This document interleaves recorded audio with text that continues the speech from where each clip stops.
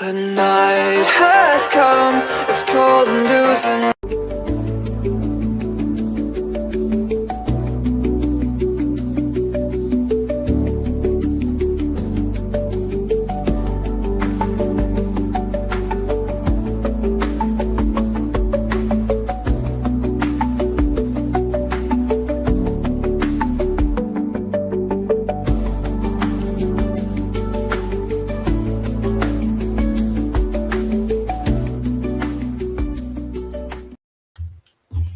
Hello, everyone. Welcome to the Light Gate. We're coming to you live from the beautiful city of New Orleans in Louisiana at the United Public Radio Network at 107.7 FM and the UFO Paranormal Radio Network at 105.3 FM. We are on Facebook, we're on Roku, we are on Rumble, and we are on YouTube. We have a really good show for y'all tonight, and I'm not thinking we're live right now because it hasn't started. I don't see anything. You see it? I'm showing that we're... You're showing. Okay. Yeah. Cool. All right. Well, Preston, wait a minute. Hi. Carnation is our sponsor. Thank you very much. We're having a weird night. My board is doing weird things. We have a great guest. I'm excited about this. And I'm just going to hand it right over to Preston and keep my hands off everything. There you go.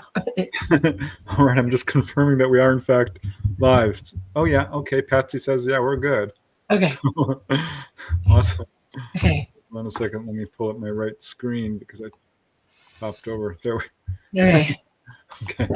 Sorry about that, guys. We sometimes have technical difficulties, but we just wanted to make sure everything's going good, and it does appear to be going good. Thank you for joining us. This is episode 126 of The Light Gate. I'm your host, Preston Dennett. My lovely co-host is Dolly Saffron. We're super excited that you could join us tonight. We truly appreciate it. You guys are amazing. I see a lot of really familiar names in chat. Dolly's made it clear that she wants to be very quick with the introductions, which I understand because we do want to get to our guest who has an enormous amount of information to share. But I think it's important to say hello to all you folks too, because it's because of you we do this show. So let's just do this real quickly and see who we have in chat tonight. Get your questions in early, guys, because if you want us to answer them, the first served. Is that how it goes? First come, first served. Yes. All right. Kaleidoscope Eyes from Knoxville, Tennessee. Thank you very much. That's very nice of you. We have Robin, and we have Teresa Levine and Scarlet Fire. We have Cherise Bazilla. Lots of familiar names. Yeah. Happy first day of fall. It is? Oh, yikes. Well, goodbye, summer. Yeah. Already. Yeah. Hi, Michael. We have Robin and Rocco. I love my Light Gate Mondays. Oh, very cool. Thirsty. Nice to see you here. Hi. Namaste of endless generosity. We love you endlessly. Thank you so much. We couldn't do this show without your guys' support, so it really means a lot. Thank you, the Owlman, for joining us. Thorson, also a regular supporter. We really, really appreciate it, you guys. Sunny, it makes a huge difference. So thank you, thank you. Thank you. We got Louise. Just you guys joining us in chat makes a huge difference. So truly, we are absolutely thankful for all of you. We have Louise, yay! And Becky Sloan with a wonderful, generous donation. Thank you, thank you. We have Jay Kirshenman and Patsy Foister, and hope you enjoy the book, Patsy. That you won the basically, what did we call it? The raffle, I guess, contest. We have Benno from Oz. We have, who else? We have Candy the Brave, an energy shifter, and Brian Morgan. We got quite an audience already. Very interesting. Yep. We have Kay Hansen and Flea Market Gold. We have just a few more, Dolly, I promise. J.R. Amadeus. Yes. There's Carbone and Josephine McKinnon. And we have Olivia. Thank you, Olivia, for joining us. If I skip you guys, I'm sorry. I'm in a rush. Matthew Haysom, Jim Bailey. Who else we have? Olivia, I think I may have already said. Feeding 5. All of you guys. Thank you so much for joining us. We truly appreciate it. But I am going to get to our guest right now. So let me just pop up the little banner here that shows it. And let's see. Okay. Our guest tonight is amazing. I met him some years ago when I was living in LA. We did a little thing together, a little thing with the Cousin Brothers. So I'm super excited to have him joining us tonight on the Light Gate. Our guest, of course, is Darcy Weir. We're very happy to have him here. He resides in Alberta. This is in Edmonton, Canada. He has been on a mission to bring the world's most captivating mysteries of UAPs, UFOs, ETs, cryptids, even Bitcoin, and beyond into the global spotlight through his talents as a filmmaker. And during the course of his 13-year-long career so far, he has produced a remarkable 20 productions, 18 feature-length documentaries, and 2 TV docuseries. All of these are accessible on Amazon Prime and Apple. Check out his website. It's in the show notes. It's very professionally done. His documentaries, we took a look. They're amazing. Very, very professional and very well done and very interesting. His goal is to shine a new light on these enigmatic topics, thus making the information about them more accessible to the general public, which is awesome because the mainstream media isn't going to do it. Through his diverse, gripping, and well-researched films and TV presentations, Darcy Weir has become both a well-respected as well as a high-profile voice within the global disclosure movement. His goal is to share the amazing findings he has discovered and uncovered during the course of his very successful filmmaking career. I'm going to tell you some of his films. They include Puerto Rico's UAPs, Pascagoula 73, those are both 2025 recent, A Dark Alliance 2024, Transmedium, Fast Movers and USOs, also from 2024, Secret Space UFOs, Apollo 1 through 11. I want to hear about that. That's 2023. But also The Underground, The Unwanted Sasquatch. His most recent release is The Psychic Phenomena, which explores the implications of the fact, this is so interesting, that ESP is not only a human ability, but a universal one shared with non-human intelligence. Just want to give you a quick look at some of these amazing films because the graphics are just wonderful. So check these out. We'll be popping these up during the talk, but really an enormous amount of work done here. I'm very, very impressed. So look at that. There's a lot. I could spend a lot of time doing this. So I'm just going to bring up our guest right now. Hold on while I figure out what the heck I'm doing here. Boom. There we go. And add Darcy to the screen. Hi, Darcy. Welcome. Hi, Darcy. Thank you. Yeah. Hello. Happy to be here. Thanks so much. It's truly a pleasure and an honor. I've known about you for a while. I've talked to Dolly. We're very careful in who we let on the show because there's a lot of disinformation out there and a lot of people speculating, some fear-based narratives. So we're absolutely honored to present your research and have you talk about all the things you've done. So thank you. I'll start with that. Yeah, the honor is mine as well. Thank you for having me. Like I was saying before, you're a prolific writer. I've read some of your books, and I mean, Dolly, I hear you're an experiencer. Many of my documentaries, I talk to experiencers or cover famous experiencers' stories. So I respect you both. Thank you. Awesome. So we'll see what happens by the end of the show. Hopefully it'll stay. All right. So yeah, I warned you when we were talking before the show how I like to start each show is because I'm always, whenever I see an adult, I always wonder what they were like as little kids, running around collecting tadpoles and climbing trees. And how did you get involved in this subject, which unfortunately is still considered a fringe? That's changing, I think, really dramatically recently, but we're not there yet. So I'm curious, were you skeptical as a kid? Have you had any of your own paranormal experiences? What brought you to where you are today and starting to, really have an impact on this field? Yeah, all good questions. I usually ask the very same sort of things when I'm making a documentary. When I have a subject in front of me with the camera on, I kind of ask where they came from, what their education was like, what their upbringing was like, all that type of stuff. So I get it. For me, I grew up in Ontario, Canada, cold and, beautiful, but still north of your border there. I grew up just like in a middle-class family, not much to do except for watch movies, play video games, go to school, hopefully not get into a fight with my older brother, all that kind of stuff.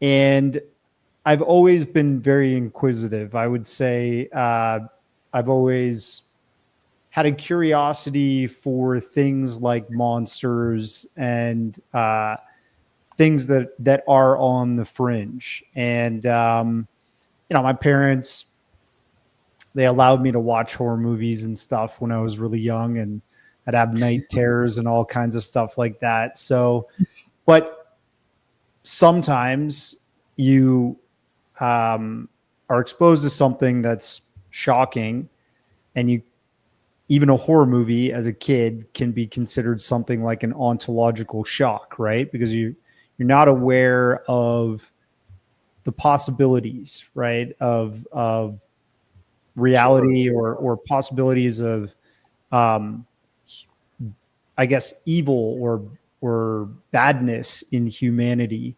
And I guess I've always had the ability to take my mind and go to the fringes. So when I first started looking into this subject, I was actually in university. I was studying film and sociology as my two majors. And my older brother sent me a link for a YouTube documentary that was on UFOs, and it was produced by Jose Escamilla, who, is no longer with us. He actually became a friend because I pulled that thread and I followed up with this person via email to find out, more about what he was researching.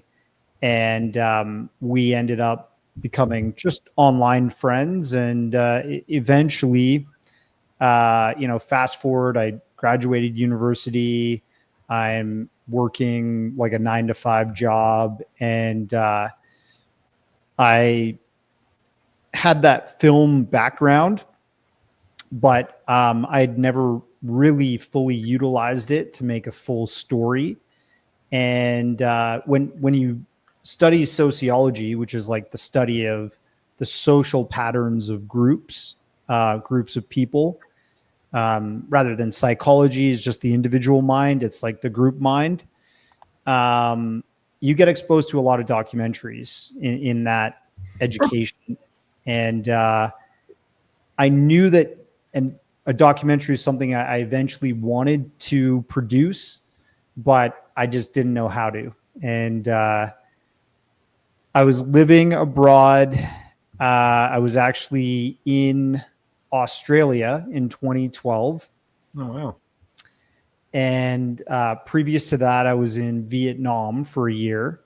In Vietnam, I was teaching English and traveling a bit of Asia. But then whenever I sat down in front of my computer, I was editing this video.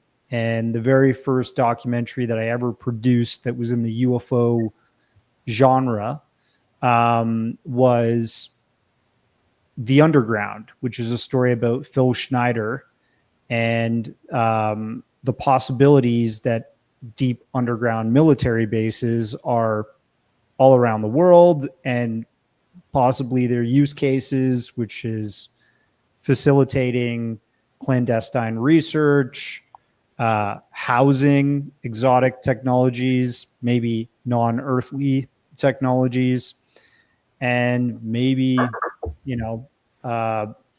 non-human intelligence and keeping it out of sight and sound. So that was the very first foray down the rabbit hole, let's say, for me. And fast forward to 2025, the year that we're in now, AD, and I've now just racked up a long list of feature-length docs and 2 docu-series, as you kind of explained at the starting of the intro here for the show. And I'm hooked. They got me. I'm into this. Once they got you, you're in. Yeah. That's cool. Yeah, that's good. So, well, the burning question is, have you ever seen a craft, a UFO? Have you ever been present when one showed itself? So I've seen 2 things that have stuck with me. When I was on a passenger flight from Denver, Colorado, across going west across the country, I was about 21 years old. So I was almost done university, and I was really into the UFO subject. I was kind of just opening that door, so to speak.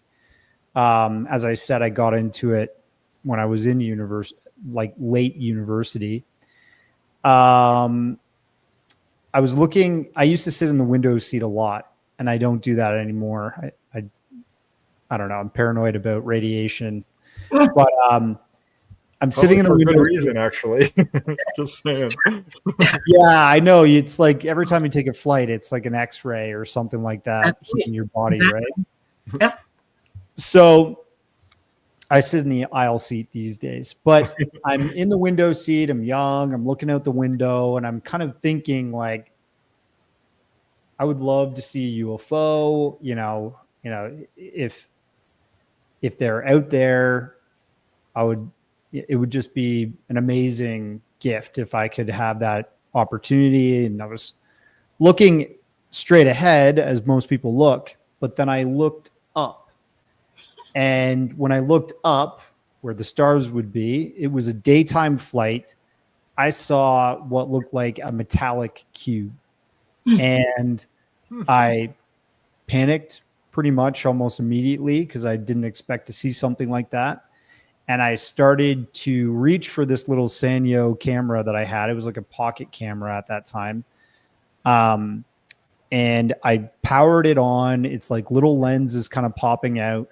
And I'm looking, and it appears this thing just kind of started to shift above the fuselage of the plane, right as I was intending to record it. And that was the whole interaction. The person sitting to my right, who, was in the middle seat, saw me kind of reacting a little bit weird. And I was like, I just saw something strange. And they're like, what? And I'm like, I don't know. I just kind of like didn't talk about it.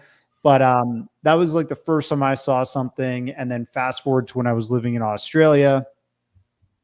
This is about 7 years later. I was walking at night with this guy, Stephen Hockley, a British dude. We're walking down the street towards a pizza shop that was around the corner from where we lived.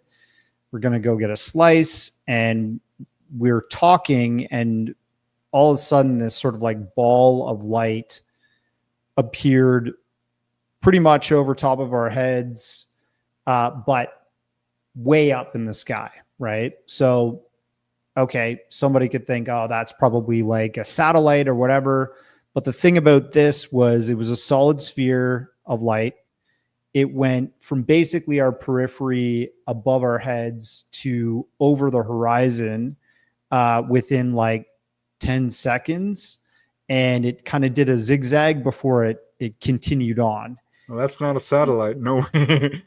They don't move that fast, and they don't zigzag. Exactly. And it wasn't like a solid light that got brighter, which you would expect from like a meteorite entering the atmosphere or something like that. It just was a solid orb light, and that's it. And I looked at Steven. I was like, did you see that? He said, yeah. And we just kept walking. you know, but Wow. but yeah, he knew I was into this weird UFO stuff at the time. I remember we actually, it's funny because you're probably wanting to talk at one point about the psychics documentary that I just produced that's now out. And back then I was watching this documentary with Ed Dames in it. Remote viewer, right? Yeah, the remote viewer. I want to say that the documentary was called The Kill Shot. I'm not quite sure though. But I know that in the documentary, they had this guy that was doing the narration, and it was like somebody who probably did the Jean-Claude Van Damme trailers of the time, you know, like, and the kill shot is going to hit Earth and kill millions of people. And it's just like this really epic voice. But yeah, I made this poor British guy, Stephen Hockley, who was my housemate in this place, watch the kill shot, and he thought I was absolutely insane. He was like, first of all, I'm scared, so don't ever like show me something like this again. Second of all, that was weird. So just a funny memory. And that was a remote viewer documentary long before I would ever produce my own. Wow. Well, I want to back up to your first sighting. Do you think, I mean, did that impact you in any big way? Did you feel like, oh my gosh, I was thinking about this and they show up? I mean, that's kind of a contactee, Darcy. I'm just saying.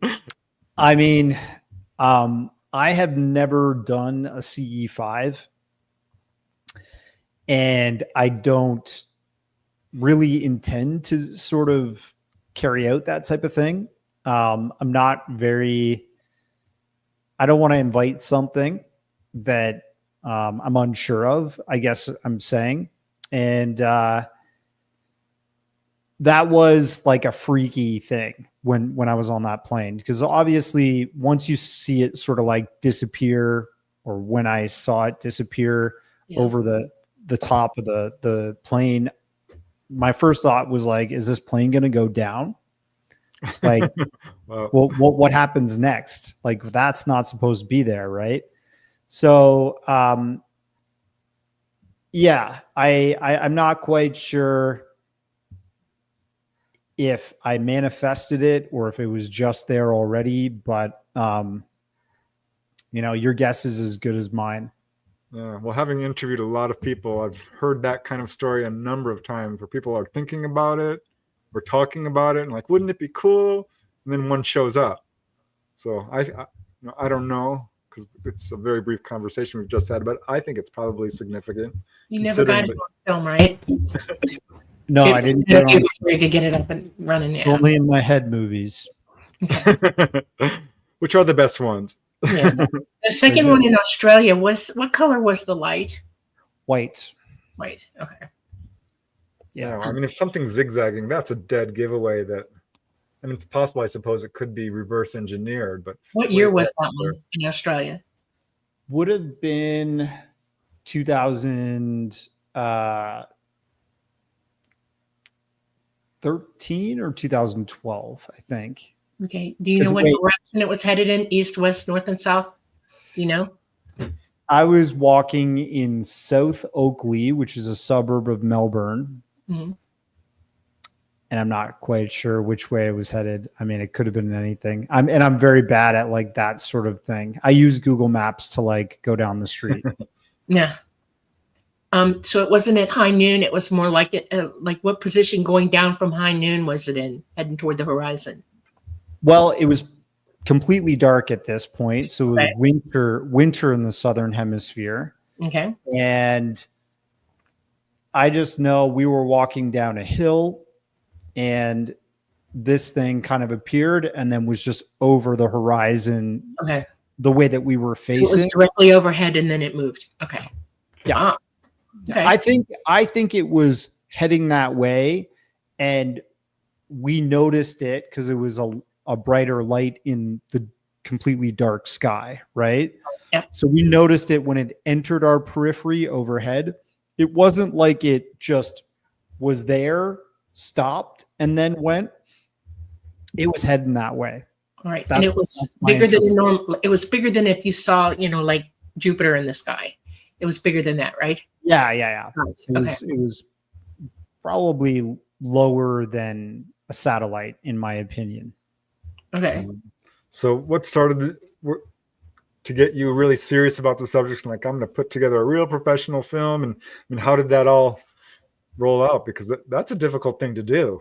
Yeah. I mean, it's honestly, I'm very independent, right? And my productions have gotten better over the years, but the very first incarnation of a feature-length documentary, it arrived on YouTube in 2012, right? That was the one about Phil Schneider, and it was bad. Like, there's got to be copies of it floating around now, but the very first incarnation, the sound wasn't professionally mixed. I did it. It was in stereo. It was 1080p, which was like still pretty high quality for the time.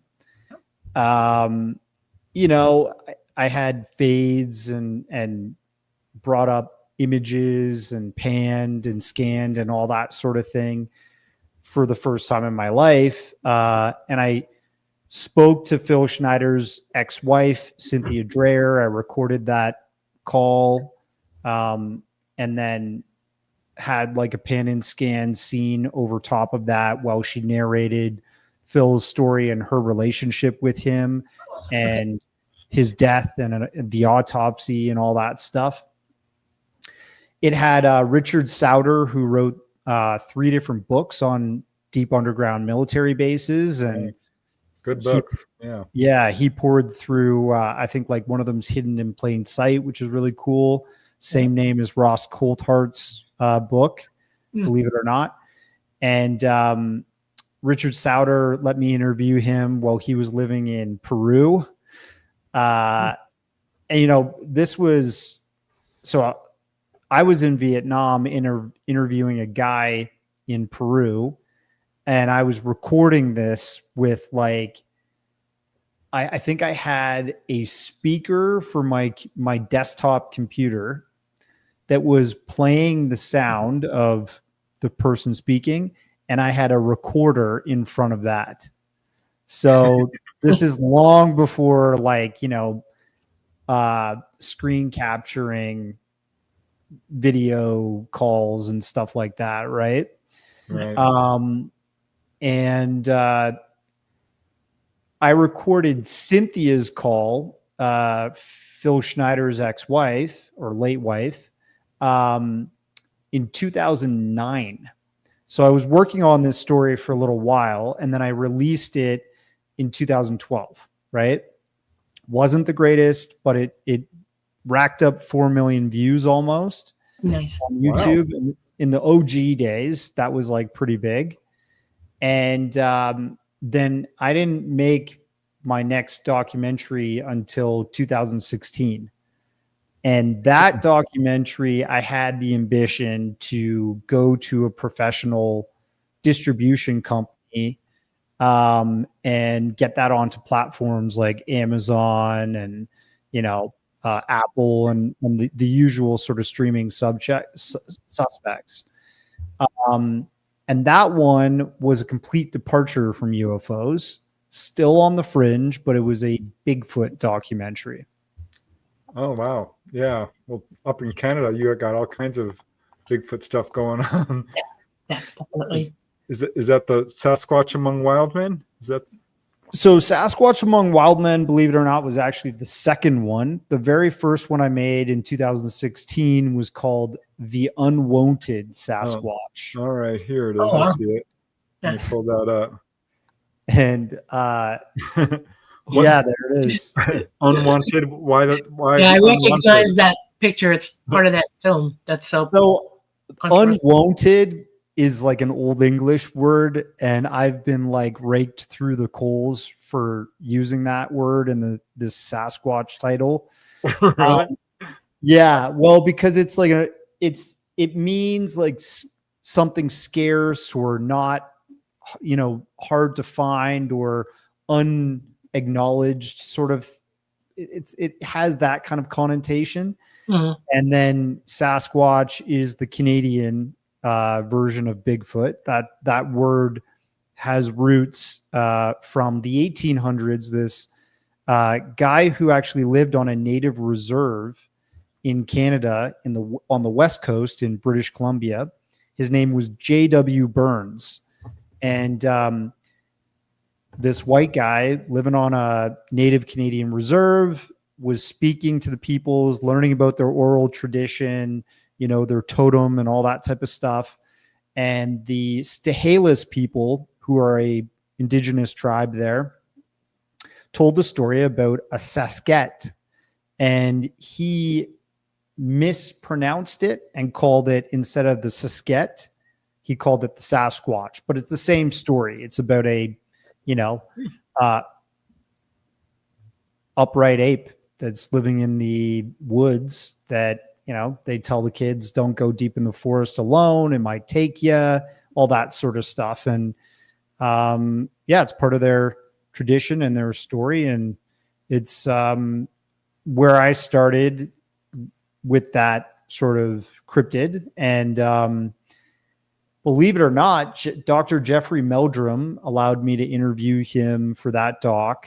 And then he allowed me to interview him again years later for the second doc I did in that sort of theme and that story. And he's now passed. He passed away last week. Yeah. Really sad.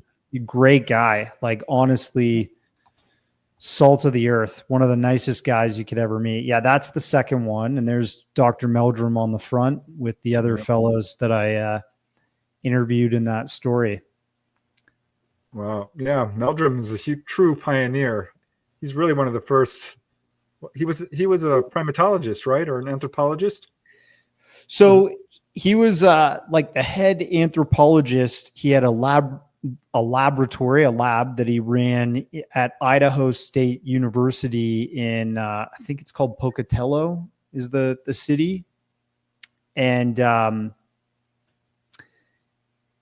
interestingly enough, he was a younger man before he went into his studies to get his PhD and study primates and stuff. Like you said, he was studying, like, for his PhD, the locomotion of primates, meaning how they moved, how they walked and stuff, which is totally different from a human being. Right. And then he heard about all these Bigfoot or Sasquatch sightings across North America, depending on where they're being reported. And he was enamored by it because the locomotion of this creature seems to be quite human-like when people were seeing it upright.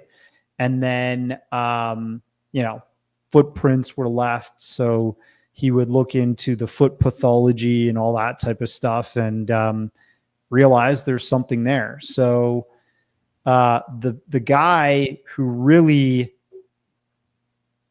inducted him into this sort of Bigfoot Sasquatch arena was Grover Kranz. Grover Kranz was the head of anthropology at Washington State University in the state of Washington. And he had collected, I think, close to 500 foot casts from different specimens from all around the world. And when Grover and him became such good friends that when Grover passed away, he donated all of those foot casts that he had collected onto, I think a vast majority went to Dr. Jeffrey Meldrum. And then when I was at his lab in Idaho, he was showing me some of those. So pretty cool. Amazing. Yeah. Grover Krantz wrote that book, I think, Bigfoot Prints, one of the major books on this subject. Yeah. So having explored Sasquatch with 2 films, what's your take on the whole subject? Yeah, my take is that it's a flesh and blood creature. And you know, by all accounts that I've heard, it seems to me that it's like a unacknowledged primate or upright primate that's living in deep wilderness in different parts of the world. So the first doc, I was just studying the phenomenon of sighting them around North America. And in the second doc, Sasquatch Among Wild Men, I was studying the international aspect. So, you know, the Yeren from the Sheninjia National Rainforest of China, or the Yeti and the Olmsted that's seen in Russia, or the Caucasus Mountains that run from Russia to Eastern Europe.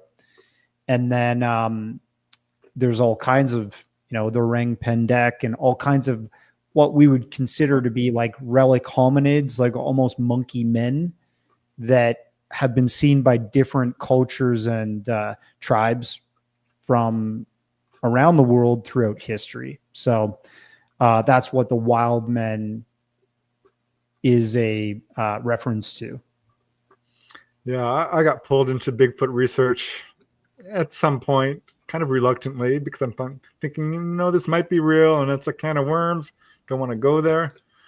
But I was surprised to hear exactly what you're saying, that it's not just one type of hairy ape, but really almost closer to human beings in a number of these reports, like Cro-Magnon or Neanderthal even, which is crazy to even think that some of these might still be walking around. But you can't ignore all these reports. There's a lot of them. I'm wholly convinced that Sasquatch and that whole phenomena is 100% real. Yeah, I was reluctant as well to believe in that because I was already down the UFO rabbit hole. And in 2015, I got invited to a indigenous sort of holiday in British Columbia, Canada. It's called Sasquatch Days with a Z on the end. And it's run out of Harrison Hot Springs, British Columbia, which is about 2 hours drive from Vancouver in the mountains there.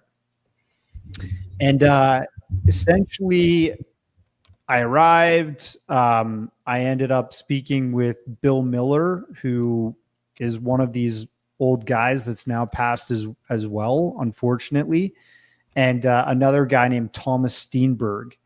And the amount of research that they had shown me in such a short amount of time, like about an hour and a half that I spent with them, I said to them, look, I've got to come back and I want to like interview you both at length. And I need to learn more about this because I thought this was total BS, but now I'm convinced there's something here, right? And the first thing I saw, in all honesty, was the Patterson-Gimlin film. And I slowed that down and I looked at it sort of forensically, frame by frame, and I was completely convinced that there's muscle, there's, you know, real body parts that seem to be connected to skin and fur in that original film that just don't seem debunkable. It doesn't look like a guy in a suit. It looks like some kind of ape-like being. So I was convinced by that, and then I wanted to find more, and the documentaries kind of took off from there. Did you look into any cases where the two phenomena of UFOs and Sasquatch intersect? Because there's a residue of cases there. I know. And, you know, I am skeptical, and I've always kind of tried to lean skeptically towards even the UFO phenomena at first, before I get exposed to the evidence, right? And once I get exposed to the evidence or facts around a certain case or event, then I'll start to like say, okay, there's something real here, there's something, whatever. In 2018, I went to a conference and I met with Ron Moorhead, who recorded the Sierra Sounds. Right. And he was trying to convince me that basically Bigfoot were like these dimensional beings that were hopping in and out of some kind of like portals. And he thought that, UFO sightings were pretty prevalent around some Bigfoot sightings in history. So therefore, maybe they came out of the UFOs or something like that. My whole thing with that was that, and like the samurai chatter was the big thing with his Sierra Sounds, right? My whole thing with that was that I just wanted to keep UFOs and Bigfoot separate. If they are correlated, my theory would be, if a UFO is here to study us on Earth, why wouldn't they be interested in Bigfoot that might also be traipsing through the forest at the time, right? So maybe the UFO was zeroing in on that being in the forest and people got to see both, right? A UFO and Bigfoot. I'm not quite sure if Chewbacca was just taking a stroll and then hopped back up onto the craft, right? Yeah, that's kind of my take on it as well, because let's face it, the vast majority of people who have a UFO encounter, Sasquatch is not there, and vice versa. You're not likely to see a UFO if Bigfoot runs through your camp. So it's just a tiny number of cases, but some are absolutely intersecting in a way that is curious, to say the least. So I ultimately kind of concluded that, probably UFOs are picking up, like they do people and animals. Yeah. Why not Sasquatch? We know from science that Denisovans and Neanderthal were very intelligent beings, and I wouldn't call them animals. We're related to them. They're in our genome. Yep. And these are later or other than us that bred into us. We're fast forward all these years, and we're dealing with a possibility that these are extremely intelligent beings around us. And if they don't want to be seen or they don't want to be messed with, they're not going to be. And like ET as well, unless you have a boatload of proof that they exist, films, bodies, everything, you're still, on outside of it looking in. And it's curious because, ET would be checking everybody out on this planet, not just us. I don't know why we're so egotistical to think that we're it. We're not. And they wouldn't just be watching that. They would be watching everything that goes on this planet in this solar system. So, they would be watching. Yeah. It's a fascinating subject. I'm surprised it's still relegated to, quote, the paranormal. Right. But, I kind of get it. They are elusive. The amount of sightings, it's staggering how many there's been. But UFO and Bigfoot, both things I believe are real. Yeah, well, you hit it right there on the head of the nail right there. The amount of sightings, the general public has no idea just how common these things are. I mean, with the UFOs, we've got a database of over 1 million encounters. If you count Newfork and MUFON and APRO and QFOS and NICAP, and that's just in the U.S. Mm-hmm. So, absolutely real. Yeah. So after Bigfoot, you're tackling quite a number of subjects here. I want to get to your recent film at some point too, but let's just kind of go through some of these subjects that you explored. Sure. So let me see. You've got quite a few of them. Let's see. Being Taken. That one looks interesting. Okay, yeah. That was an earlier film too. I did The Underground, then I did the Bigfoot one, and then I did Being Taken. And Being Taken, I interviewed all these floating heads you can see on the posters. So Stephen Friedman, Kathleen Marden, Stephen Bassett, Travis Walton, and Dean Aliotto. I'm actually friends with Dean Aliotto. He's a fellow filmmaker, and he just released a documentary called The Alien Perspective. So people should check that out. But Stanton passed away 6 months after that interview. Oh, wow. Yeah, it was tragic. I think he was at an airport he was rushing to get to his connecting flight, and it was right there. He had some kind of complication. So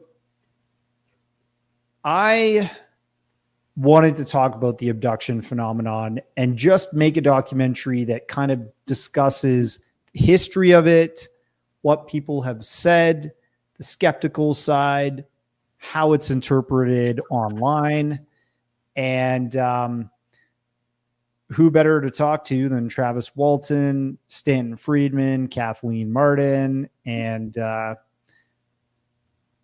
Stephen Bassett. I mean, Dean Alioto, his part of that documentary came in because, have you ever heard of the McPherson tape?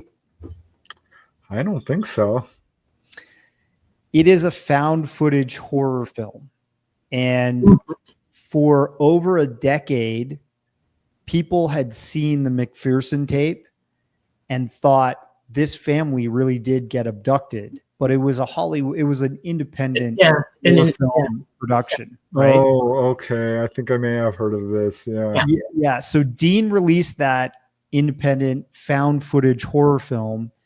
It was pretty well made for its time. And it convinced the early online crowd of UFOs that this was a real abduction that took place. And we had him in that documentary just as like a cautionary tale that we can't believe every abduction that happened out there. And sometimes the UFO community is its own worst enemy because people become so ride or die about the stories that come their way. And you can't even pry that out of their hands. Like you can tell. I love the way you put that. Ride or die. That's I like that. Yeah, we'll quote you on that in the future. Wow. Yeah, Okay. I totally agree. That, a rabid advocate can do as much damage as a vicious debunker. There's a middle line there. Of course, yeah, and there's many people that have become rabid advocates and hurt the phenomenon or hurt the truth because if that's the story that rises to the top in the media and becomes the one that's most widely talked about when all these other stories that are real are not getting limelight or not getting the spotlight. Yeah. And then that story that's incredibly fake gets debunked, it hurts the overall psyche and the movement, right? So I think that was kind of the point there.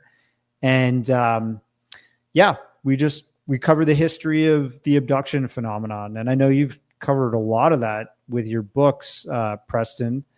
That one's, I think, a freebie on Amazon Prime. People can just watch it. And I've also done a short series on my YouTube. You can just click through the shorts sequentially and you can just watch that's awesome. the doc that way for free. Yeah. Yeah. Well, I like the lineup you have on this film because we had Kathleen Martin on the show a couple of times. She's fantastic. She's a very serious researcher, very fact-based. And let's face it, but I'm forgetting his name, Stanton Friedman. He's a pioneer. I mean, he was talking about this stuff long before almost anybody was. Yeah. We've never been able to get Travis on the show, but we did have Steve Bassett. He's doing a very important work too. So yeah, congrats on that. That's a nice lineup. That looks like a really good film. Yeah. It's interesting because Kathleen Martin is related to Betty and Barney Hill. She's a niece. Their niece. Yeah, Betty's niece. Yeah. And basically, like that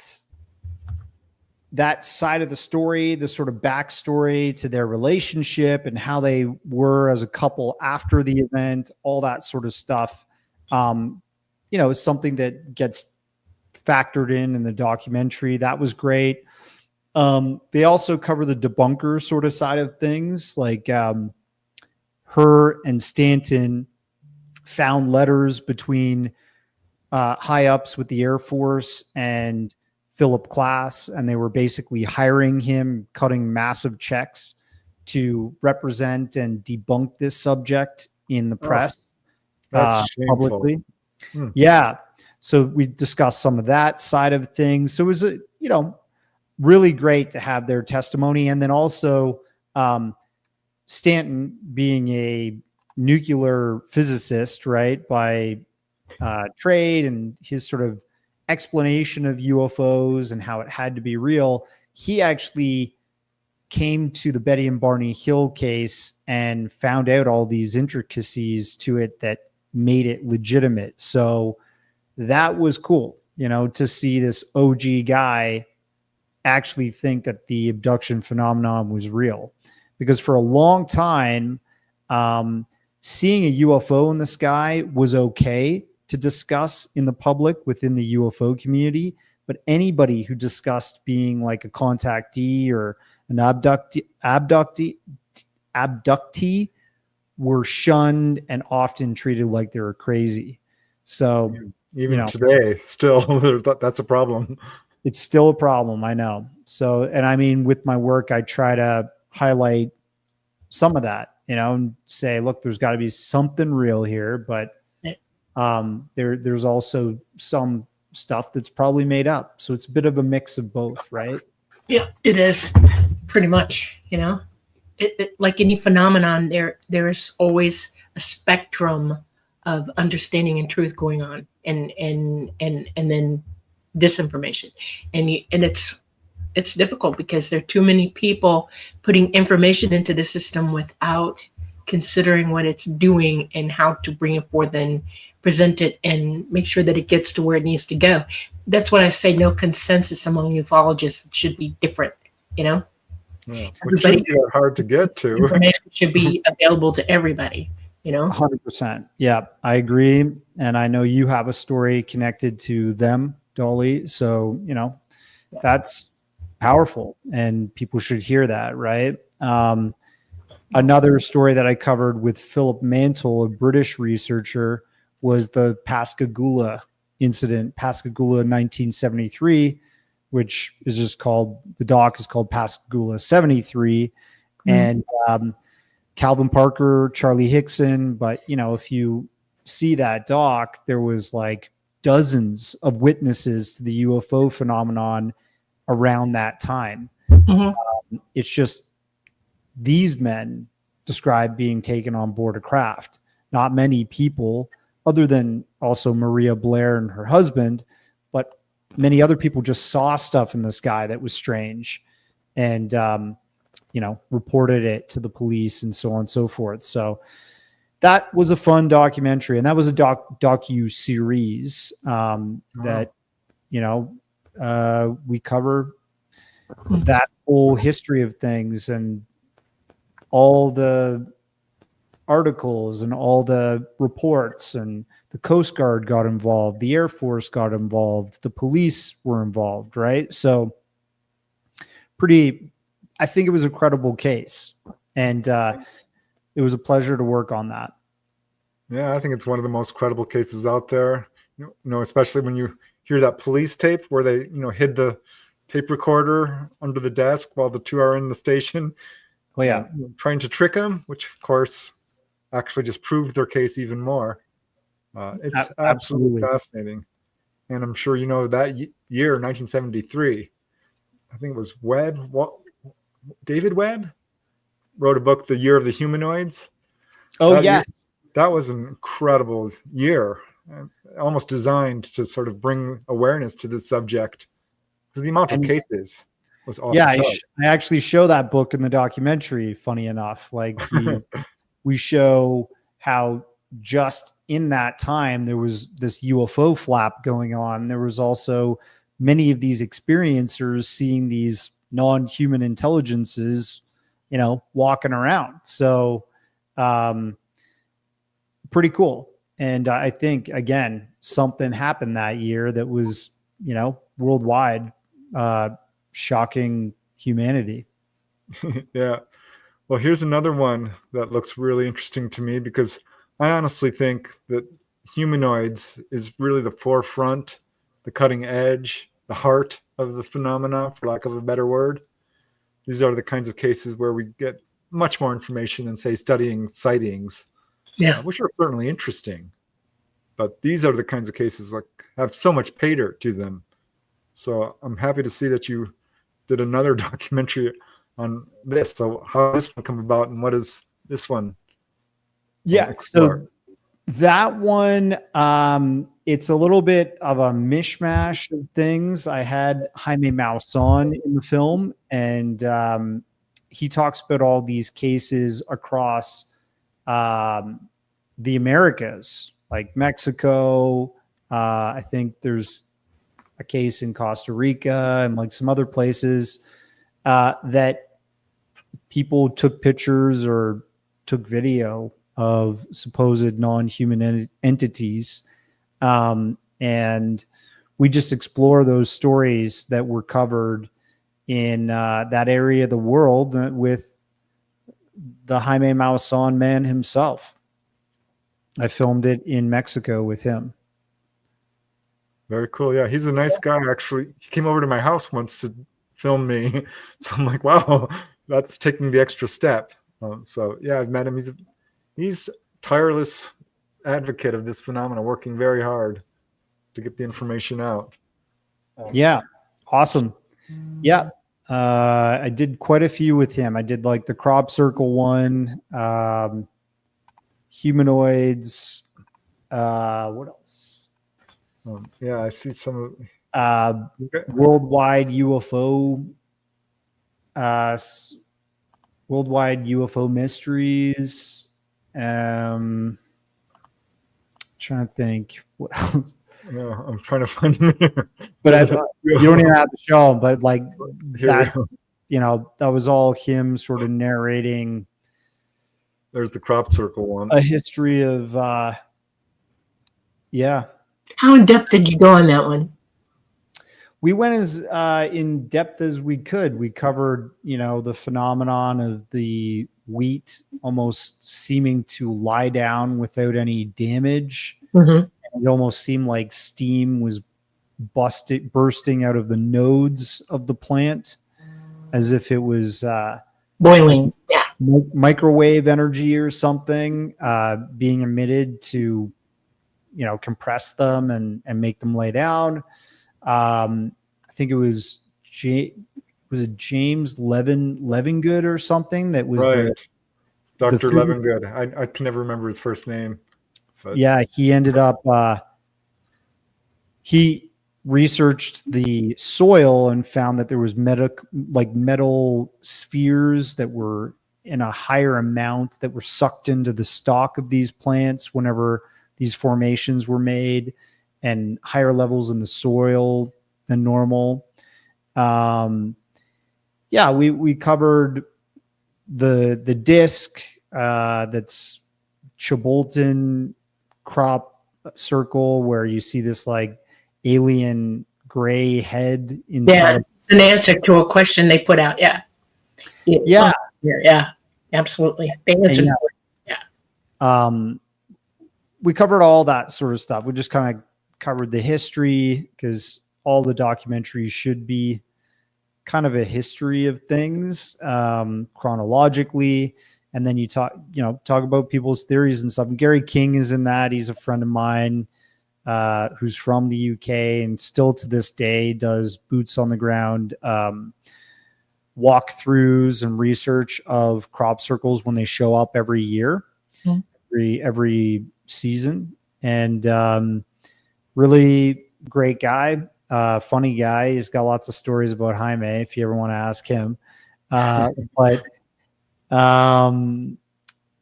Yeah, that was a fun doc. And I still think there's something to crop circles that seems anomalous, especially when you see like the videos of like orbs that fly over them around the time that they're made or while they're being made. It's like, come on, something's going on there. Yeah. This one looks like an important piece too, because the history of journalism in UFOs, because how this subject has been treated in the media is really a story in and of itself. Yeah, that one is kind of like a biopic on Jaime Maussan. So that was pretty much the first one that I did with Jaime. And we just covered his beginnings as a reporter in the UFO genre, so to speak, of news reporting down in Mexico. And he covered like the Billy Meyer case initially. The big case that kind of blew up his career with it was 1991 eclipse sighting across Mexico. Mhm. Many people in Mexico City in broad daylight saw multiple UFOs in the sky while everybody was looking up to observe the eclipse. Yeah, filmed it too. Yeah, it was caught on all the news cameras that were shooting that day. So people were like trying to break down his office door when they reported on it and were showing the footage nationally and all that stuff. And he was the UFO reporter. Yeah. Wasn't he just a mainstream reporter for years before even touching the subject?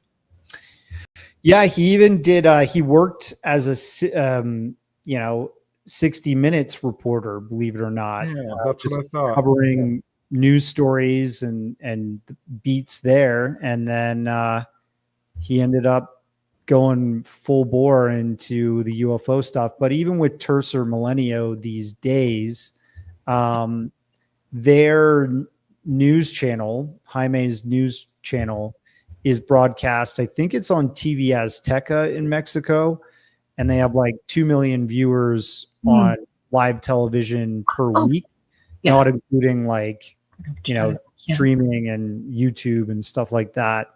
And they report on just like normal news, like weather events, crime, sports, whatever, climate stuff. And then they mix in UFOs there. So yeah, it's pretty cool. That's how Ross Coulthart kind of came into that too. And George Knapp, he's just a news guy who kind of grabbed onto the story, and they pay a heavy price for it. But I think it's important that we get these mainstream folks involved. 100%. Yep. And I'm friends with both of those gentlemen, and I think they're doing great work. Yeah. I met George Knapp. He interviewed me once for one of his news shows. So that was like, wow, amazing. So here's another subject I'm really interested in. That's the other one. That was the one I couldn't think of. Volcanic UFO mysteries. There's a connection there that is rarely talked about. And of course, I can't pronounce that volcano in Mexico, Mount Popo. Popocatépetl.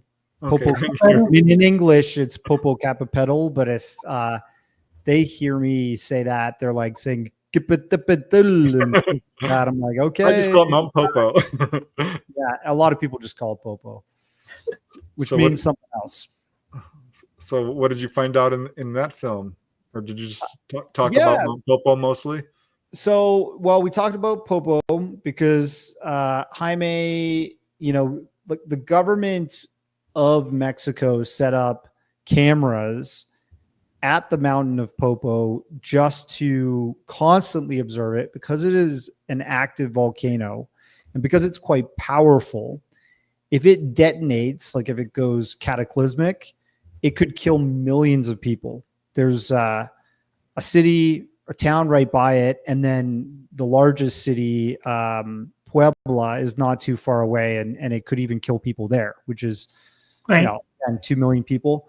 So those cameras that are like weather proof, like they're meant to withstand the elevation, the heat, but also the extreme cold in the winter because they get a winter season there too.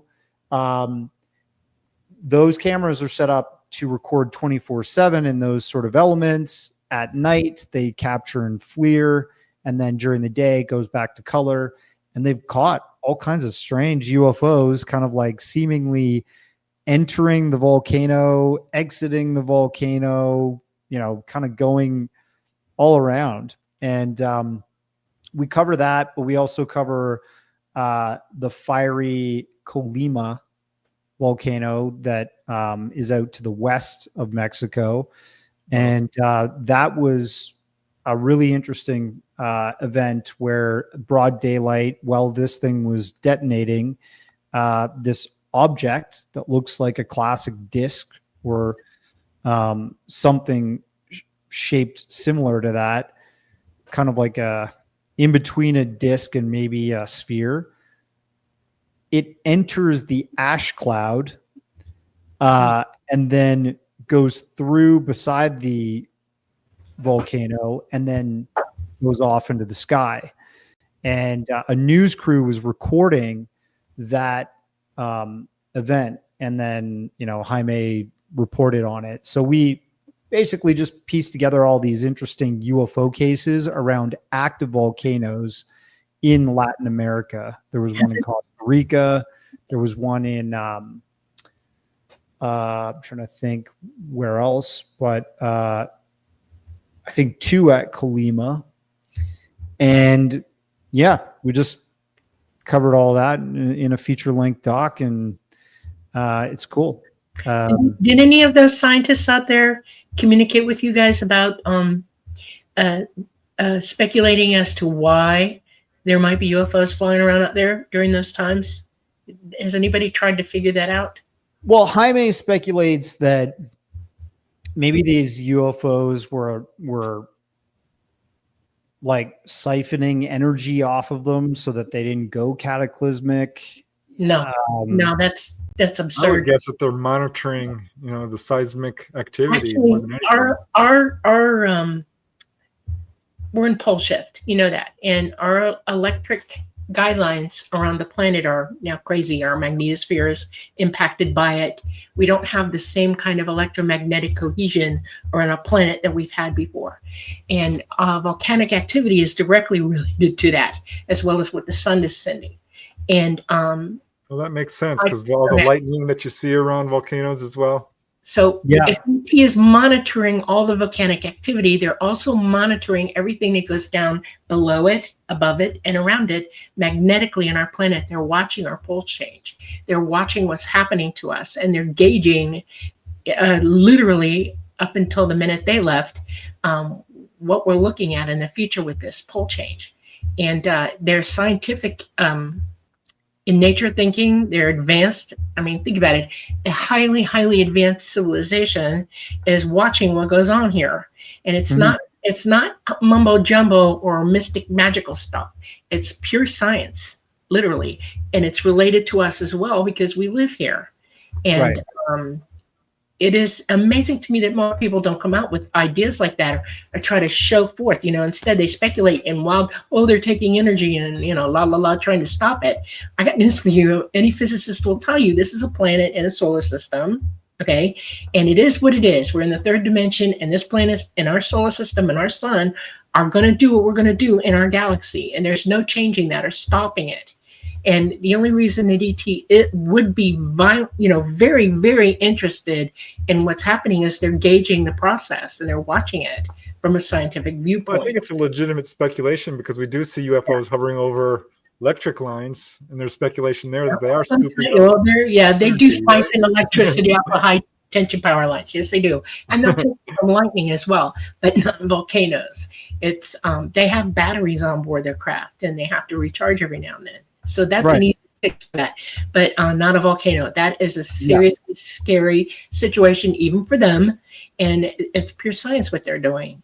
And full disclosure. I mean, I just present what Jaime thought. I'm not here or there on his theory, but yeah. I mean, if we are in a pole shift, of course they would want to see all kinds of stuff about our environment. Volcanoes on our planet, yes. Well, kudos for that, Darcy, because that's exactly what more researchers should do, is present the facts as we know them, and interview the people who are the experts. So absolutely, I commend you for that. Thank you. I hope you don't mind I'm jumping around to all these various documentaries because you have so many. But here's another one.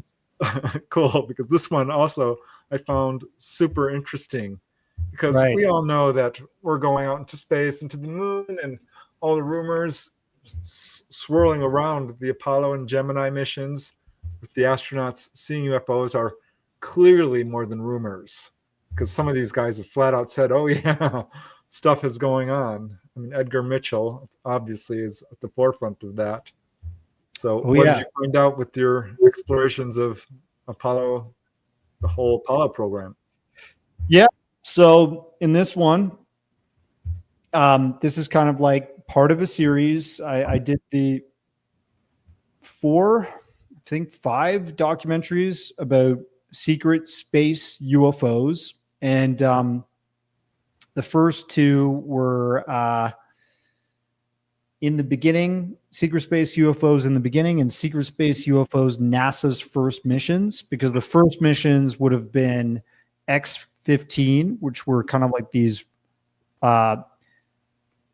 jet fighter airships that were shot off of a modified bomber, the wing of a bomber, kind of like Richard Branson's Galaxy flights that go into all these guys, that just take us outside of the atmosphere for a short amount of time. Those very first missions happened in the 1950s, and Buzz Aldrin was actually one of the first test flight pilots for the X-15 missions. And we cover how Joe White and Robert Walker, 2 of the test flight pilots, saw UFOs, were ordered to take photos of them. And NASA was involved in collecting these anomalous interactions from the very beginning, right through to the Mercury and Gemini flights, which were the first capsules that went around the Earth and were, considered the bridge to the moon, because we had to master space flight and, space walks and extravehicular activities in space before we could go to the moon and eventually pick a site and land on it. So Apollo 1 to 11 that story covers the new spacecraft, the new NASA capsule, the Apollo capsules, and how those were sent from Apollo 1.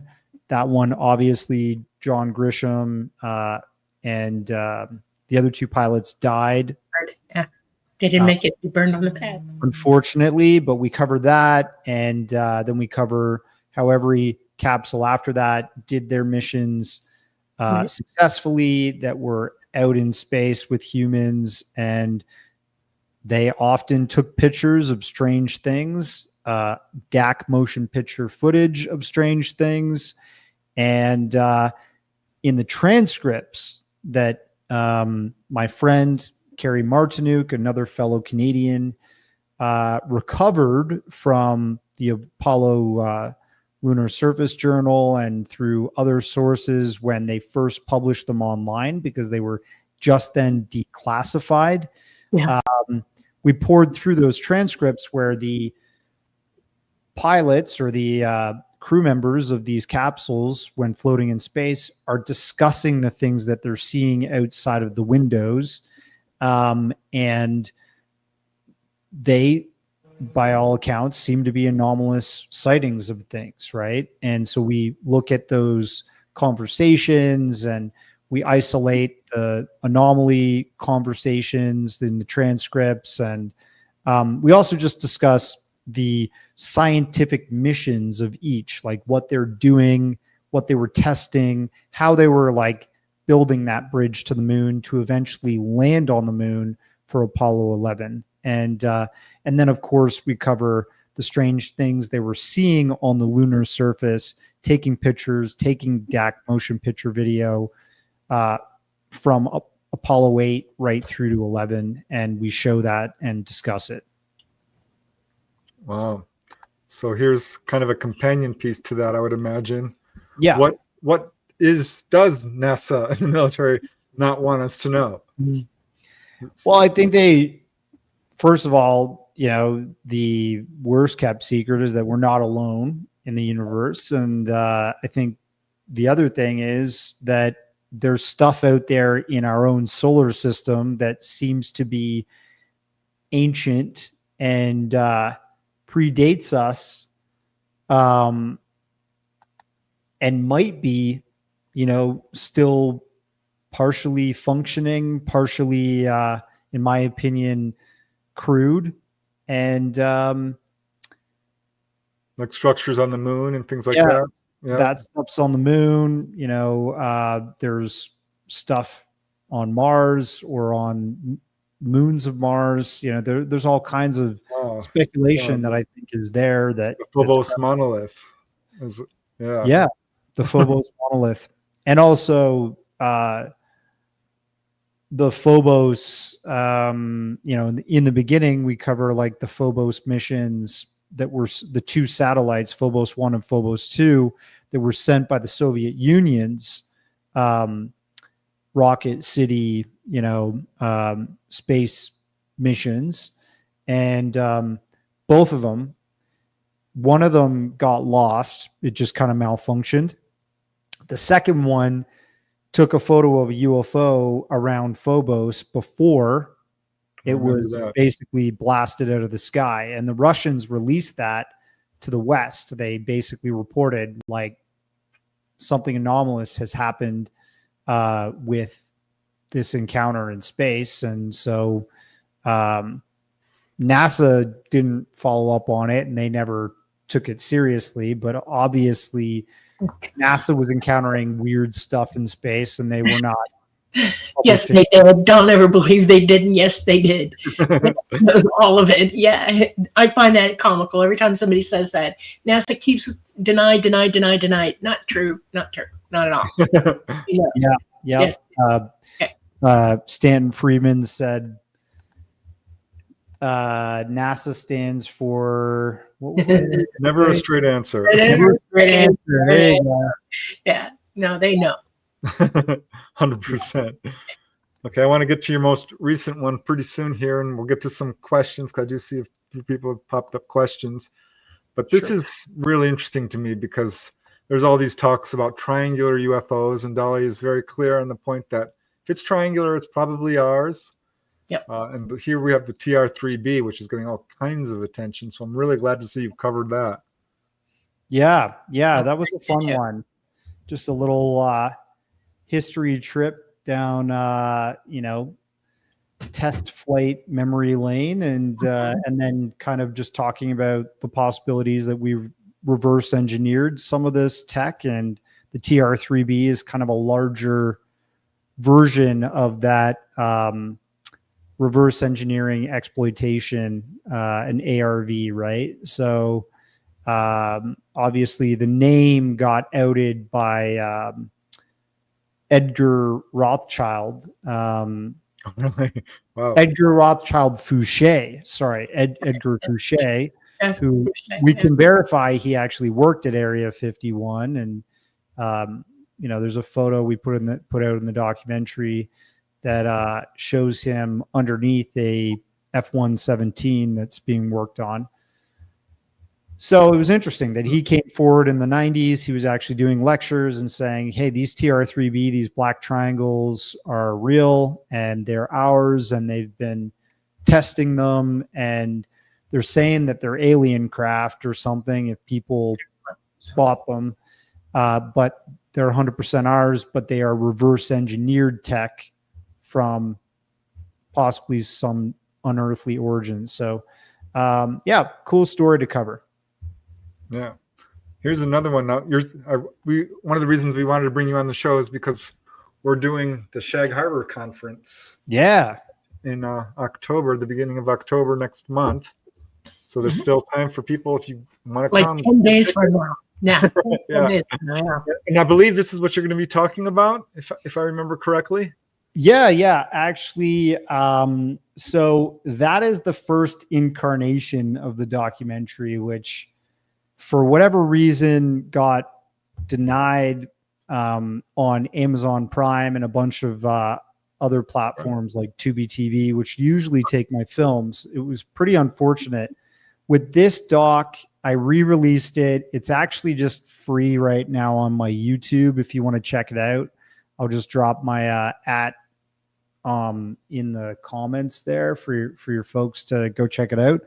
But I renamed it Puerto Rico's UAP, and essentially I was working with a friend, this guy Andy Marcial, who is Puerto Rican, and when I did Transmedium, the first one with Tim Gallaudet, the retired Rear Admiral with the Navy who testified at Congress about UAPs and his experience with the cover-up.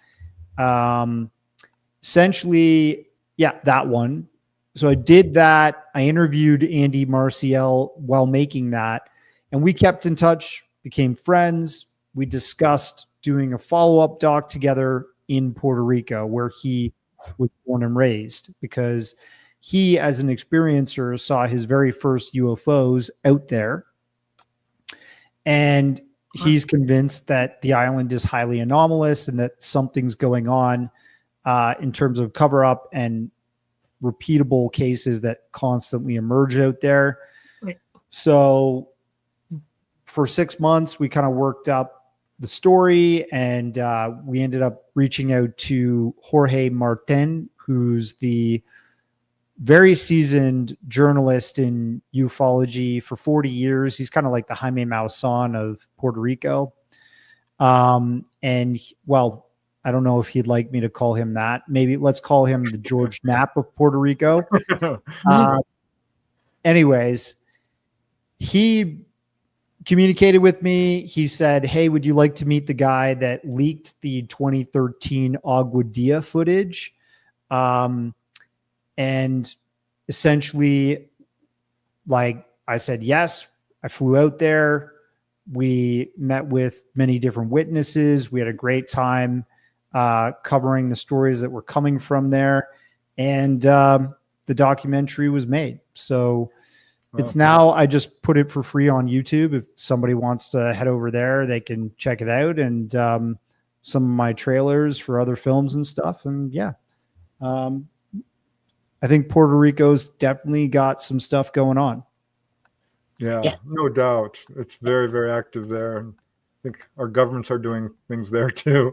So I'm curious about what they know, because clearly lots going on there. Okay, so let's get to your latest release, because this one is also very interesting here. Let me pull that up here. This is the one, Psychics and the Phenomena? Yes, this is the latest, also known as The Psychic Phenomenon on Amazon Prime. So interestingly enough, you'll see Edgar Mitchell up there, just behind Chris Ramsey and Russell Targ. Yep. I reached out about 2.5 years ago, I think, to the Noetics Institute, and they allowed me to include his testimony about psi and the research of consciousness and so on. But also we covered how this man, not only did he champion the idea that there's a UFO cover-up and there's some kind of non-human intelligence interacting with Earth for so many years, alongside Greer and other very prominent whistleblowers at the time. But he also was instrumental to Russell Targ's research starting at RSI into remote viewing. So we cover that he did psi experiments in space that worked out to be 90% effective, which is a very high ratio. And this was on his way back from the Apollo 14 moon landing. And then when he was on Earth, he bumped into Russell Targ at NASA. Russell Targ was trying to get funding from NASA to do this remote viewing incarnation research. Starting, it probably wasn't called remote viewing. It was just ESP research, extrasensory perception. And he had created this little ESP machine for NASA, apparently. It was like the calculator-sized device that tested ESP effectively. believe it or not. And so bumped into Edgar Mitchell. Edgar said, I'm going to be a contractor over at Stanford at RSI. I'll try and convince them to start up this research for you because I think it's real. And, the story, this documentary, we talked to all kinds of remote viewers and we plot out the course of history in terms of remote viewing, but then we just go right down the rabbit hole and talk about non-human intelligence interactions like Ingo Swann's experience on the moon, Chris Ramsey's testimony as beginning as a learner of remote viewing, and then him meeting with Joe McMoneagle and what Joe remote viewed for the DIA at the time, the Defense Intelligence Agency on Mars, which is like the Cydonia complex and this ancient civilization that was non-human that supposedly started off there. And Tracy Garbett Dolan is heavily featured in the film. We talk about her exploits into remote viewing and then what her theories are and how that connects up with experiencers of UFO and contactees and how telepathy and this sort of mind-to-mind connection is a very common phenomenon that is reported by abductees, contactees, and we go over some cases with that. So yeah, it's a fun doc. Did Bob Lazar have any effect on? Have you ever studied anything about Bob Lazar? Because he's one of the first people to come out and say that the craft are piloted psychically. Okay, so yes. Did you go into that at all? We didn't. I mean, it's an hour and 41 minutes long, and I didn't want to rehash like that, which is pretty well covered in other stories out there. Yeah. But yes, you are 100% right. What is said over and over again in the UFO community by people that have been on board craft or say that they've been part of this reverse engineering exploit is that there might be a helmet or a seat that somebody sits in, and then the pilot is using their consciousness actively to pick a target in space and time and go there. So, that all ties in, right? You're telling my story. That's what I do. I learned to fly with ET, and that's how we fly, period. You have to be very psychic to fly with them. You have to be able to remote view. You have to be able to do all the things that they can do, okay? And I started as a young child learning from them, okay? And by the time I was 19 years old, I could fully fly, all right? There is a seat that has an object holder above the person's head, and when they fly, and it's a dodecahedron, right? What it is, it's a little small that gets bigger. Well, this is an energized type, some type of that. And inside that field is where you connect with the ship psychically, okay? And we open it up. It goes up over our head. It's held, anti-grav above our heads while we fly. And you're interfacing with the craft itself at that point psychically. You don't need anything, but that's what's above your head. I'll go you one further. All those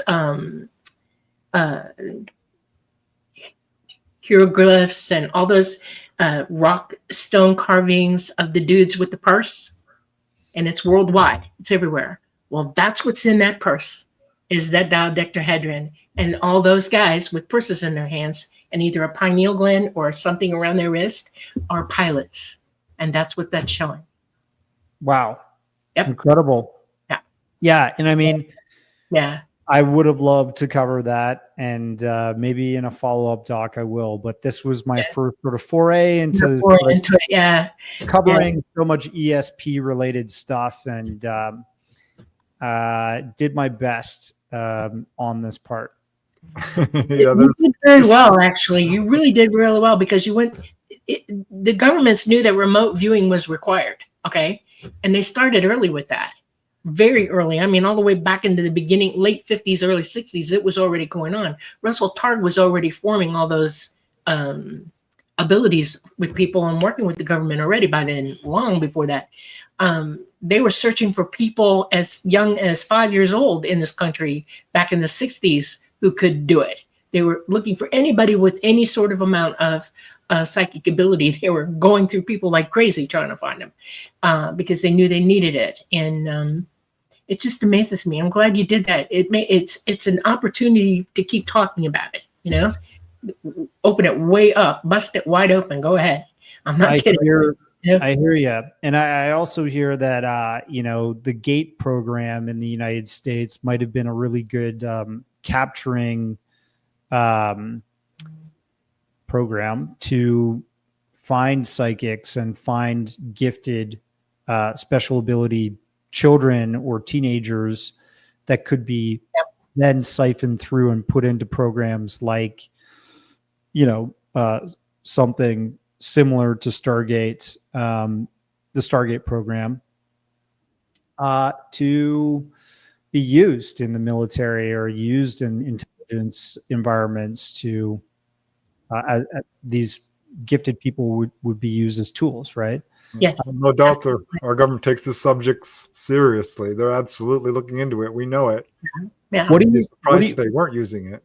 I'm curious what you guys think of Jake Barber and all these guys that are kind of like the new psionics guys that have come forward. I think there's some information in some of these people's accounts, honestly. Well, I think misinformation is being flooded so that you're not drawn to the fact that the real story is behind the back end engineering of psychic ability. Okay, we have the ability to read people's minds now, and that's back engineered from ET craft, right?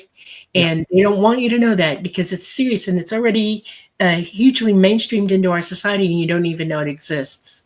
A lot of people are figuring it out, but it's already available. Psionics, yeah. And psionics is a word that I wouldn't go there with that. You can't. Let me put it to you this way. I'm just going to give you a short sentence and leave it at that. ET is extremely psychic. They are psychic beyond anything you could possibly imagine. They are that advanced.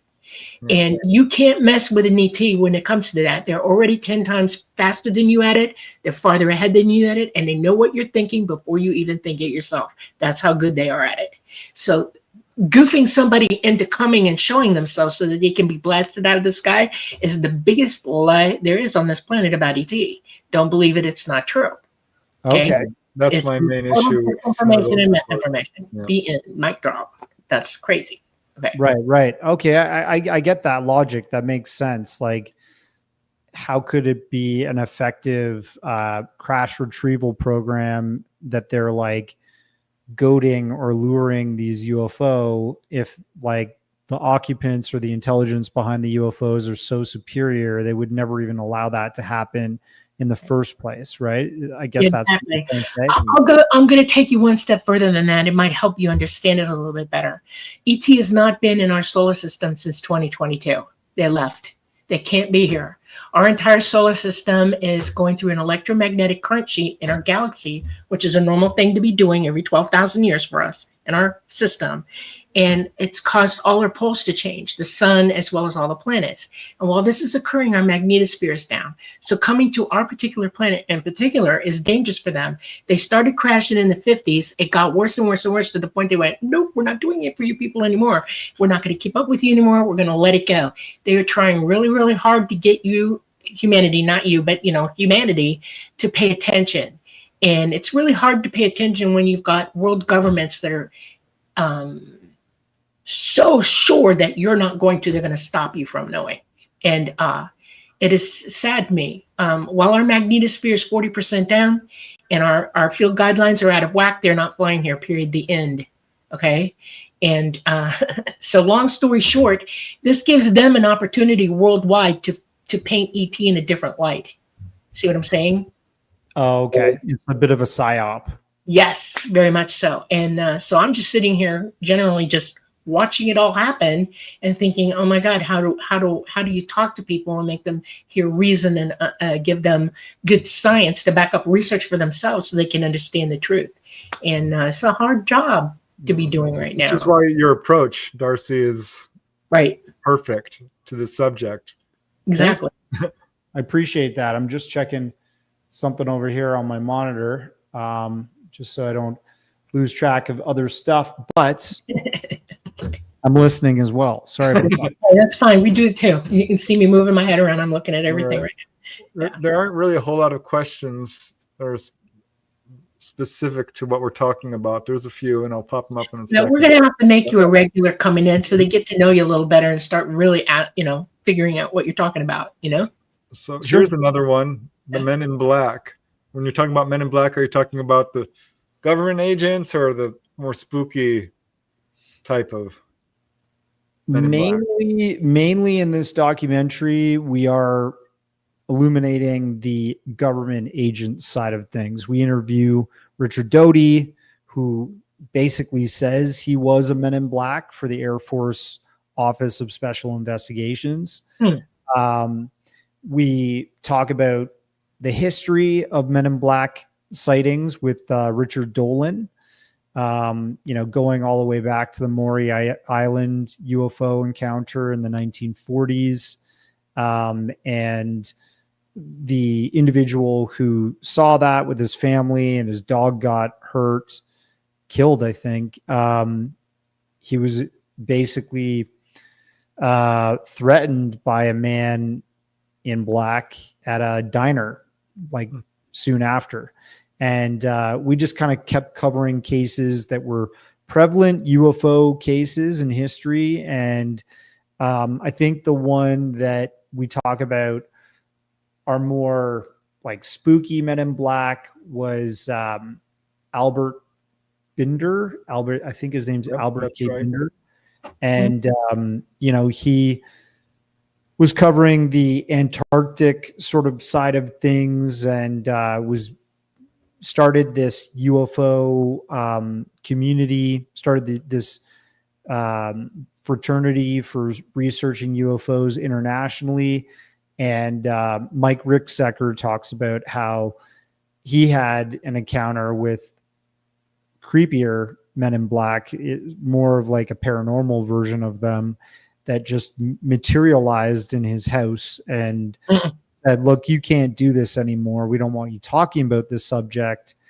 And they gave him kind of like a amulet that he was allowed to, when that disappeared, then he was allowed to talk about it publicly because they didn't want their operations interrupted in the Antarctic region, apparently. So yeah, just a deep dive into the Men in Black stuff. I know that one other individual, a British individual, what's his name? Nick Pope? No, he Redfern? wrote Redfern.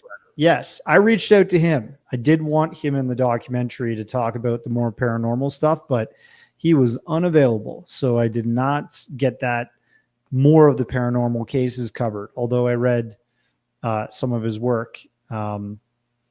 So yeah, that documentary was mostly about government agencies, a little bit of paranormal. Yeah. Well, it's very cool you're covering all these different topics. It's because that's kind of what I do. I'm like, I get interested in it and I want to find out for myself. So I, end up writing a whole book about it, just really to understand it and see what's going on. Yeah, that's same process for me. I'm interested, so I make a documentary about it.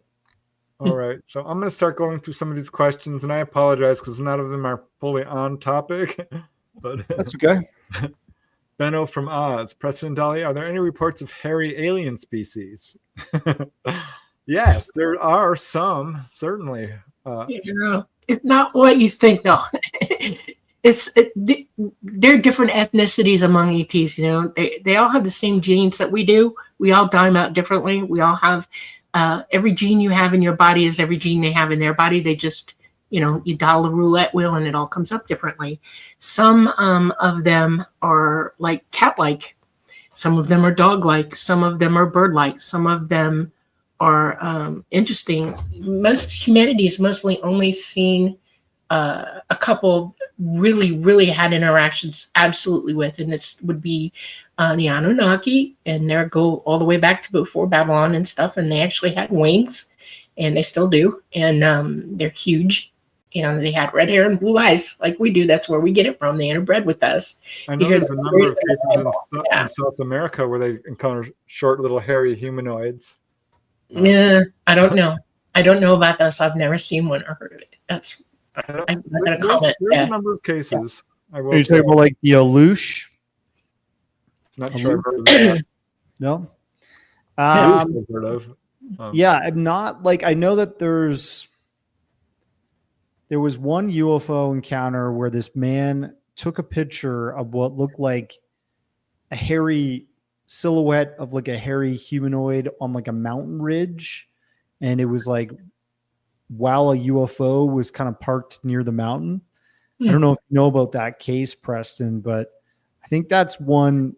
I don't remember where it was or what year. I know it was like decades ago, but that was one that somebody sent to me and was like, "Are you sure Sasquatch aren't flying these things?" And I was like, yeah. I don't know, but who knows?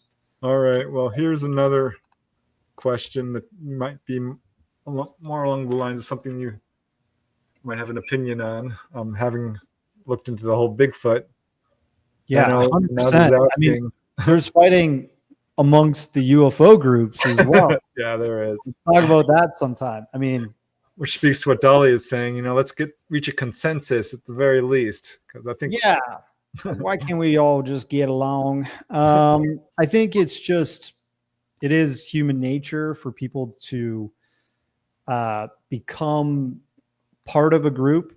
And once they become part of that group, their ideas all align and there's leadership and people don't want to go against the grain. And then they identify other groups with other leadership and ideas. And if they disagree, they often war. So that doesn't have to be just UFOs or Bigfoot groups. In life, that's how humans behave. That's right. It's just how humans behave. I mean, if we are related to chimpanzees, the chimpanzee can only be in a troop or a familial group of around 40 until they start to war amongst each other, break off, and create a separate group.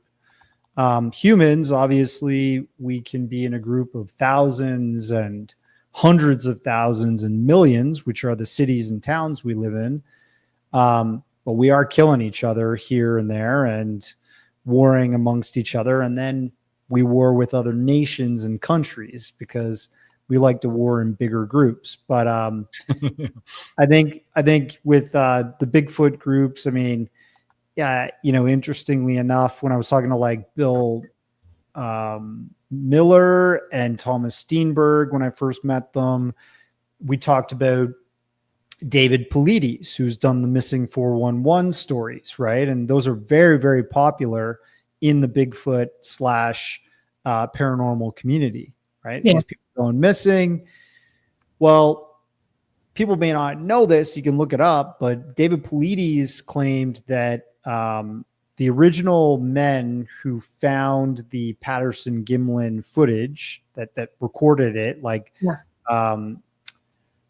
Roger Patterson and I think it was Bob Gimlin.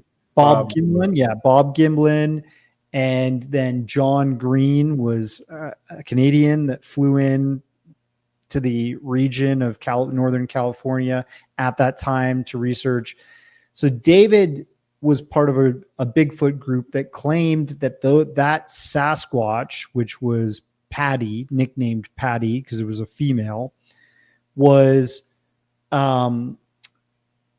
murdered by that group of humans, that she was part of a family of Sasquatch, and that family were exterminated by these guys that filmed it and all that stuff. Wow. And so that created a bit of a uproar in the community and, back and forth. And it is what it is. I don't think it's ever been proven. Yeah. But it's an interesting story, and it's interesting that people were fighting about that back in the day. These days, you got people fighting about Lou Elizondo and Dr. Stephen Greer, and people take sides, and it is what it is. But I think we're all, like you're saying, Dolly and Preston, the destination is disclosure, and for these ideas and this phenomenon. Know all that is knowable, and then start talking and proceed. I want to bring something back up that you said, we're related to chimpanzees. We're more related to bonobos, South American bonobos, just so you know. We have 99% of their DNA. And they're shorter than, they're taller. Well, they're about the same size as chimpanzees, but they're more shaped like we are, okay? And they can reach about 5'4", all right? And their hair is all get out. And you just mentioned that guy seeing that animal standing there like that. It could very well have been a bonobo, okay? Because they all walk like humans very often. And I know this because I've worked with them, okay? My family had a zoo, and we had 2 bonobos on site, okay? We were breeding them. They're very expensive, and they're going to go extinct if somebody doesn't do something. They don't know how many are actually in the wild, but they're all over South America. Yes. So, yeah. I heard they're not as aggressive as not at all. No, they're very family oriented. They're very loving. They're very calm. They're like gorillas. Okay. I heard they like sex. Yes. Yes, they do. Exactly. You're correct. And it is amazing to me that more people don't know more about. See, this is a problem with our people worldwide. We're not educated like we should be. Okay. Everybody should know about bonobos. Everybody will go to chimpanzee as being closer to us, but we're not. It's bonobos. Seriously, it is bonobos, and bonobos and bananas, by the way. And I just it's amazing. There's more under what's going on this planet. There's more area undiscovered here than you realize. And there are animals that are still hidden from us, stay hidden from us. Our governments are very forthcoming in what they've discovered or allow science to come out with a lot of things because they hold on to everything for reasons. And it's amazing to me, and it's like, if I was going to research something and if it was me back then, okay, and I heard there's a hairy thing sitting up and there's a UFO nearby, I would lose my mind going through every animal type there is out there until I came up with a valid reason not to call that something that's from here first. Okay. And I think we need to do more of that. Our science needs to be included in ufology. All right. We need to have more qualified scientists working with ufologists to get answers. We do. We're running out of time here. So I'm just going to pop up one more question, which you kind of already touched on. Michael Kennedy is asking, what are your thoughts on Jaime Maussan? Mixed. I think that he's done some great things for this subject in Latin America, and he's got embroiled in controversies. Certainly, he's been embroiled in some controversies. I think he's done some great stuff and honorable stuff, but I think he also has taken to some stories that are less than true, and still championed them. And when people pointed out the faults in them, he doesn't really onboard those and then admit that maybe he was wrong. So that's what I think. We'll leave it at that. Yeah. And one more quick one. What do you think of Bob Lazar? Because Bobby, I think Bob Lazar is credible. I like his story. What did I've got many reasons for believing that. But what's that? I have many reasons for believing his story is legit. Yeah, I mean, even at the latest UAP hearing, this individual made a great point that he said he worked at the facility. He knew when the test flights were going on, and he took groups of people out to the desert to observe and record videos of UAP or UFO test flights that were going on over the Area 51 area. And, probably wouldn't have known that if he wasn't telling the truth. Yeah. Well, we're going to have to stop here. We're really edging towards too long. But amazing. Your research is absolutely outstanding. I hope everyone checks out your films, Psychics and the Phenomena. What's the other name of this one you said? The Psychic Phenomenon. Yeah. Yeah. The Psychic Phenomena. Yeah. Thank you very much. Yeah, really appreciate We'll see you in Shag Harbor. It's going to be fun. Oh yeah, we're gonna have a great time. It's beautiful Yeah. out there. We'll have a lot of fun. I'm really looking forward to seeing what you guys present there. People are listening and they want to come meet up in person. Get a ticket. Let's hang out. And absolutely. Yeah. really looking forward to it, Dolly and Preston. Thanks for having me. And if Thank people you. want to check out more of my work like this, you can search my name on many of these streaming platforms like Amazon, Tubi TV, Apple TV, or you can just go to my website, www.occultjourneys.com, and click on the poster. It'll take you to a place to usually watch the film for free. Yeah. Absolutely. I love the posters. Very well done. Like Right. I told you earlier. Yeah. Really, really beautiful. Thank you. Let your publicist know that when you're going to come out with a new one, then let us know. Okay. And we'll put you on right away. How's I'll let that? you know. Thank you. Appreciate it. Dan Harari. He was actually on our show. He's a great guy. Yeah, we Good like him. dude. Yeah. He's a good guy. He's a lot of fun. All right. Yeah. Thanks again, Darcy. Amazing. We'll definitely be in touch. We'd love to have you back on at some point. You've got so much information. Thank you. Yeah. Appreciate it. Everybody take care. I'm reading the comments. Sorry, Sally. I don't know what happened, but I'll unblock you. Hopefully you didn't do something bad, but whatever. All right. Well, I want to give thanks to No problem. all you Thank wonderful you. people who donated. It means a lot. Namaste and Bob and Sunny Burnett, Becky Sloan. You guys are amazing. Raul Melendez. Truly appreciate it. Flashnet streams. I'm going to rewatch all of Darcy's films. You should. Yeah. Chat loves you. People in chat. Darcy's a great speaker. So very, very cool. Benno from Mons, I have to say it again. That is a well-shaped beard. Thanks. So, I'm a little jealous. Just saying. Oh, you got a great beard, man. Well, thanks, but No. doesn't compare to yours. No. All right, Dolly, I guess it's time to take us out. All right, everyone. Thank you for coming to visit us with Darcy on this edition of The Light Gate. We're coming to you live from the beautiful city of New Orleans in Louisiana at the United Public Radio Network at 107.7 FM and the UFO Paranormal Radio Network at 105.3 FM. We're on Facebook, we're on Roku, we're on Rumble, and we are on YouTube. I want you all to go have a great week. Check Darcy out. Absolutely do it. You'll do yourself a good favor. He does good work. I recommend highly. Night, everybody, and have a great week. Night.